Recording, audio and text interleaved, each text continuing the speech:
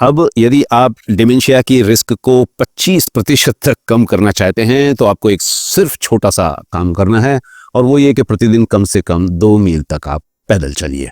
और यदि आप डिमेंशिया की रिस्क को 51% तक कम करना चाहते हैं तो उसके लिए आपको थोड़ी ज़्यादा मेहनत करनी पड़ेगी। उसके लिए आपको लगभग 5 मील प्रतिदिन चलना पड़ेगा, जो कि लगभग 10,000 कदम के बराबर है।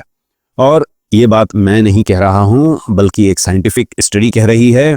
इस स्टडी में 78,000 लोगों को ट्रैक किया गया था और इन लोगों की उम्र 40 से 80 साल के बीच थी, और इस स्टडी के बाद उनके हेल्थ पैरामीटर्स को अगले 7 वर्षों तक लगातार ऑब्जर्व किया गया।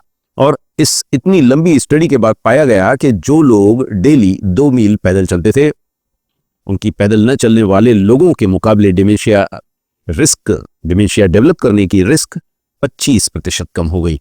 और जो लोग 10,000 कदम चलते थे, उनकी डेवलप करने की रिस्क 51% तक कम हो गई।